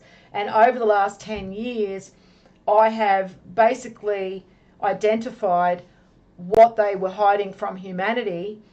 It has been confirmed repeatedly. Nobody has been able to debate me and basically show me where I am in error, even though I have repeatedly asked that if somebody thinks that I am in error, that they debate me and show me where I am in error, because I'd like to know. You know, I'm not about being right. I'm about just wanting the truth. So if anybody can find error in what I have shown, and can show this through multiple texts and information that they have access to that I somehow have missed over the last 10 years, then I would appreciate that. But nobody has done that. Okay. And nothing else makes sense when you put all this information back together. Okay. Nothing else actually logically makes sense. There is no logical explanation for some of these ancient structures that cannot be not only explained today, because apparently back in these times, according to our experts, they weren't supposed to have that technology. But, you know, nobody can actually give an explanation of how they were able to create or to build these structures with such precision. And I'm not just talking Egypt. I'm talking Turkey. I'm talking Saudi Arabia. I'm talking South America. Okay, I'm talking India. There are just so many structures with such precision and such advanced technology in their construction that there is no possible way to explain how these ancient people built these structures, other than if these ancient people had access to skills and abilities. And they did have access to skills and abilities because they were divine. Again, it just all falls into place when you understand that we exist in a cycle of higher and lower ages, and we have access to skills and abilities. All of us, not just the divine, but even mankind, mortal mankind, have more access to their own skills and abilities in the higher ages than we do in the lower ages. Again, look, I'm not even going to go into, I don't care. I'm not here to convince anybody about, yes, I've got the truth, the whole thing. Because if you actually understand the truth on the deepest level that you should, then you know what I've got here. You don't need convincing because you've actually found it for yourself, which is, remember what I told you that you have to do. Go out and investigate this and research this and study this until this is confirmed time and time again on the deepest level within you, to make it a truth for you, to make it knowledge for you, not just a belief. Okay. 76. Oh no, hang on. 75. Jesus said, "There are many standing at the door, but those who are alone will enter the bridal suite." So again, it's about walking the path, the hermit's path, okay, not being part of the crowd, not just being, you know, accepted by everybody and caring that, you know, you have popularity. It's about wanting the truth and only the truth, regardless. Okay, whether that means that you're going to walk alone and you will enter the bridal suite because you will actually meet your other half, or you will be united with the other half of who you are if you walk this path. And as I said, it happens with mortals on a different level, at a different degree than it does with the divine, but it does happen. And then every single soul will be paired at the end of the great year before we are reset into the new golden age and into the new great year. Right. We're nearly there, guys. I think we'll get to the bottom of this and then we'll call it, because it's almost 2 hours. And, yeah, we've only got a couple more pages to go. So about two more live streams and after this one, and we should have actually finished the decoding. Geez, I did not know that it was going to take me this long. I imagined in my mind that I would just whiz through them, give you a quick explanation for each one, and yeah, I'd be done in a couple of live streams, but all right, what was I thinking? I don't know. 76, Jesus said, the Father's kingdom is like a merchant who had a supply of merchandise and found a pearl. The merchant was prudent. He sold the merchandise and bought the single pearl for himself. So along with you, seek his treasure that is unfailing, that is enduring, where no moth comes to eat and no worm destroys. I don't think I need to explain that one to you guys.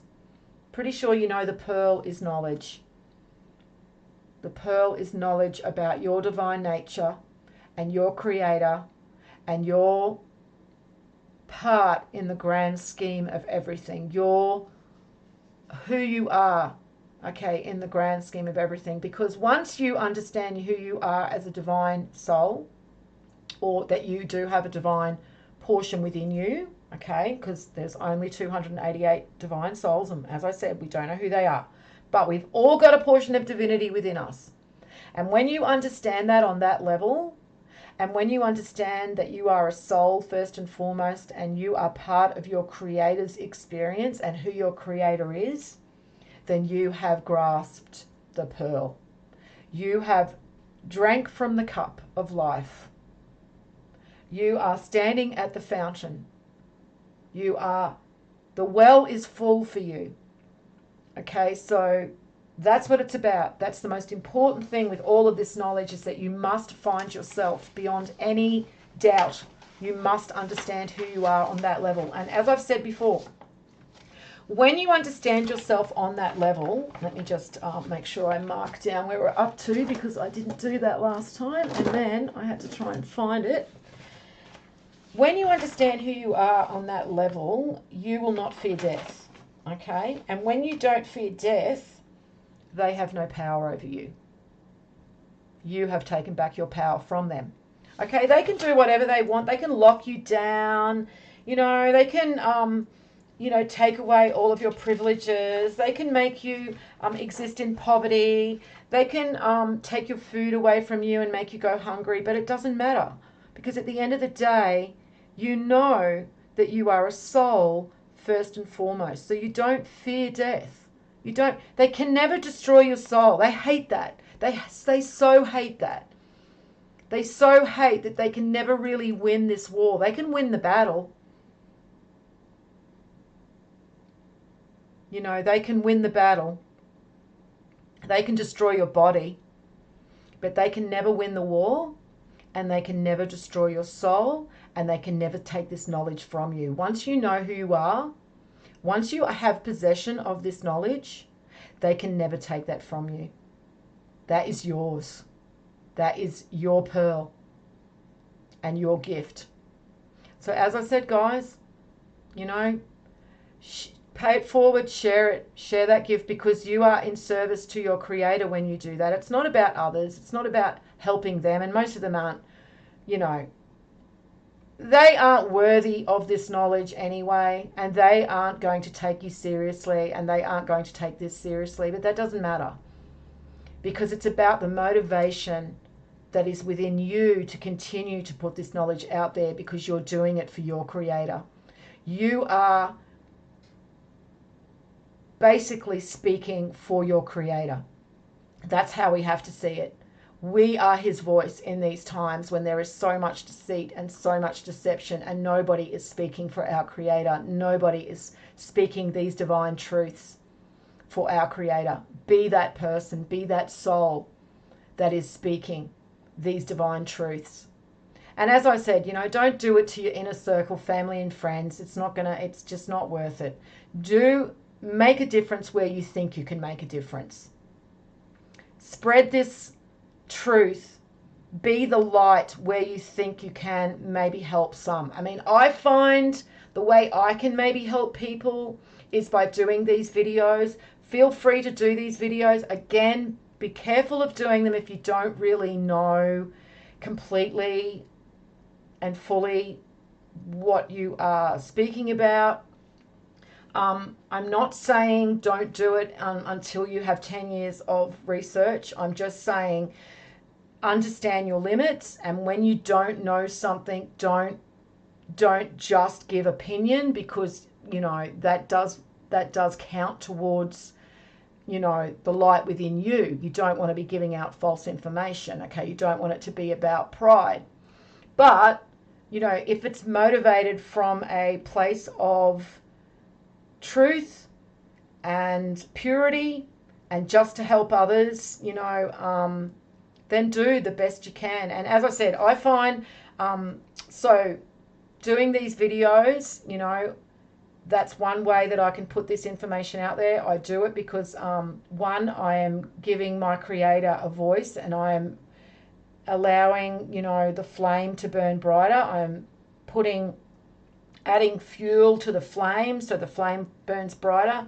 And I know that they hate the fact that anyone is giving this information out to other people. Even if it's not many people, they just don't like the fact that I have this knowledge. And I just love that they hate that I have this knowledge. I just love that the most. Well, probably not the most. You guys know, anybody that's been listening to me, my real motivation for all of this is the children. And it's that anybody that has children who's listening to this may make different decisions and choices that may help their children and may protect their children. That is why I really do this, is for the children and for my Creator. And so, yeah, I do it. I do the videos, but I also go onto these Christian channels on YouTube. They often come up in my algorithms anyway. I don't even have to search them out. It's not, if I'm scrolling YouTube shorts, it'll always be a Jesus video there. And it's always the same people all the time, the same channels, okay? They're always the ones that show up in the algorithm. So, sometimes I won't say anything, but sometimes you just, you answer somebody in a comment with the truth. Like, I always say something like, why are you praying to Jesus? Jesus is the Son. Jesus is not the Father. And then it starts the conversation, okay? And then I have, I have what I call my ammo.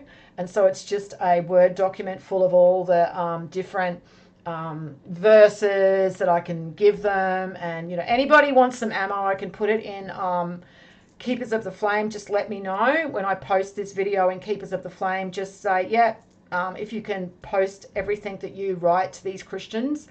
And what it does is the people that are arguing with you are not going to be the ones that turn from their wide path to destruction. They're not the people that you're targeting, right? That you're trying to help. They're gone, all right? There's nothing that's going to turn them, okay? It's the ones that are watching from the background. The ones that are just, scrolling through and reading the comments, the ones that are already doubting. They're the ones you might reach.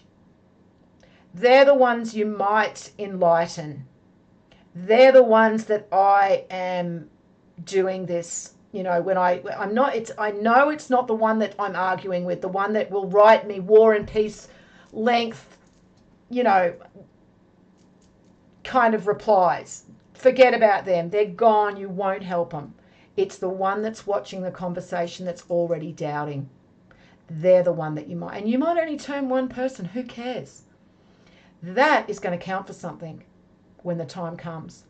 Believe me, it will. And it says it in here, so you don't have to believe me. It's in here that counts. So, yeah. Okay, guys, well, mark it down. We are now up to 76 we've just done. So we're up to 77 for next live stream. So I'll probably do a few other live streams about the space weather, because it's really ramping up right now, guys. I have so much that I want to show you, but I just knew I had to do another Gospel of Thomas decoding. But there's also stuff about the Hopi prophecy in relation to Betelgeuse that I found, okay, and the symbol of Betelgeuse and all of that stuff that I want to bring you to. So the next few live streams I'm going to do won't be probably the Gospel of Thomas, but we'll get there. We'll get there, don't worry. We've only got a few more pages to go, and we will have decoded the Gospel of Thomas. And so thank you all for joining me. For all of you that hung around to the very end. Cross-examined. That's it, Aussie Gold. Yes. Cross-examined. Yes, that's who that channel is. Yes, I always call it Crossroads. Cross-examined. Yes. Is that what you're talking about? Hang on. I understood slaves the same as you. Yes. Okay. Yes, that's exactly what it is. Okay, it's not slaves like the African slaves and working the cotton fields and and the Irish slaves, how that they were ripped from their families and sent to America. It's about that they were servants, because that was their job, because there was no social security, there was no pension, all right? So the way that you were looked after and protected and ensured that you had a roof over your head and clothes and fed was that you provided services for those that had the resources. That's what it was,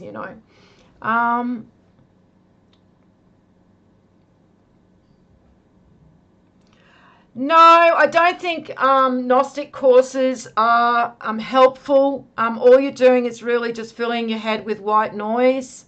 There are no courses that you can do to understand this knowledge. There are no lessons. It's literally just about you going and doing the research for yourself and putting together the pieces of the puzzle so that you make the connections within you, and you will know when you make a connection, because as I said, you'll have that aha moment and it'll just all of a sudden make sense. It's like these two little neurons will just click together and fire, and you'll be like, whoa, I get it. And it'll be like, you just want to go tell somebody. That's what it was like when we were first researching back in 2012. There is nothing like finding these confirmations. It's the best feeling, and so that is what you will experience when you start putting together the pieces of the puzzle. You will just have these aha moments where you get it, it makes sense to you, you've clicked it together, and it's become knowledge for you, like you know it on a really deep level.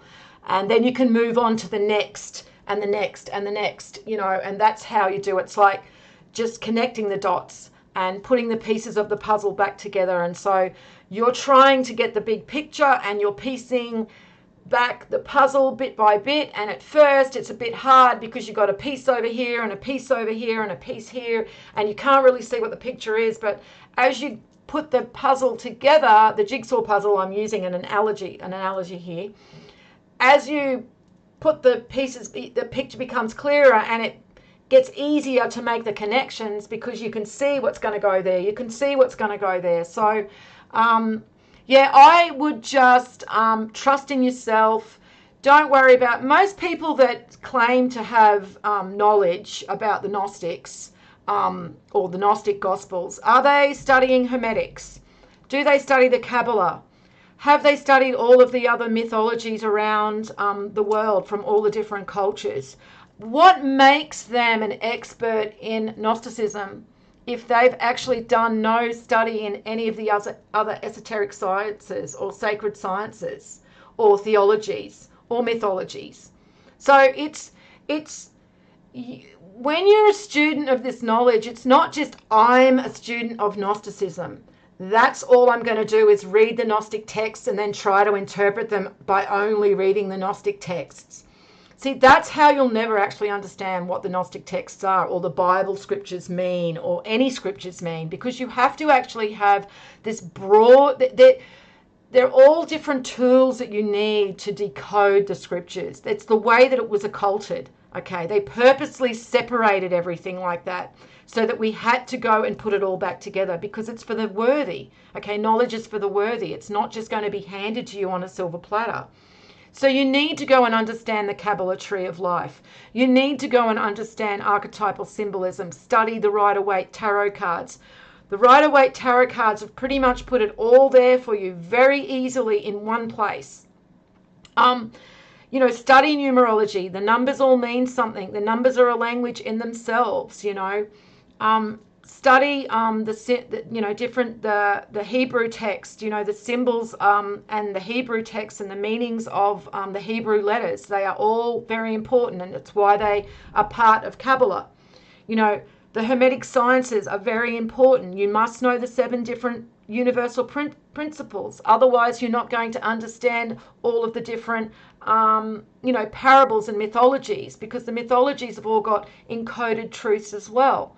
So again, this is what you have to do. You have to find somebody that is not just has this very narrow perception of what they, you know, of what they're studying. It's got to be everything. And even Manly P. Hall actually says this too, that you know, the student of the sacred sciences must be well versed in everything. You know, Eastern philosophy, Western philosophy, you know, Kabbalah, you know, I can keep going on and on and on, but you get the idea. So no, you're not going to find a course. You're not going to find anything that is going to give you the truth. You have to go find the truth for yourself, and you do that by researching, and you do that by studying, and just being interested in this knowledge and wanting to find the truth. All you need is a pure motivation to find answers, and trust in your own intellect, your own God-gifted intellect. And I promise you that you will find the answers that you seek, because you know why? That's what Jesus says. Knock and ye shall find. Okay, so it's not coming from me, it's coming from the teachings of Christ. Okay, saying that, yeah, if you seek it out and you've got pure motivation, you're purely motivated for the truth, for no other reason, not monetary. I'm not going to write a book about it. I'm not going to start a channel and get money. And, you know, if it's only for the truth and that's all, it will be gifted to you. You will find it. So anyway, I'm out of here. Thanks for being with me to the very end, guys. And as I said, probably next live stream we'll do something about the space weather, or along those lines anyway. So very, very intense space weather today, guys. We're in the middle of a pretty intense proton storm. So go check out all of that data, and we're probably going to see a big earthquake and some more volcanic activity in the next 48 to 72 hours. So, and it's going to keep escalating. I think the sun is starting to get pretty active. And you know that when the earth changes, escalates, yes, they escalate too. So expect the shit show to continue to escalate as well. All right, guys. Well, as I said, I'm going to leave it here for now. Have a great week. And as always, peace out.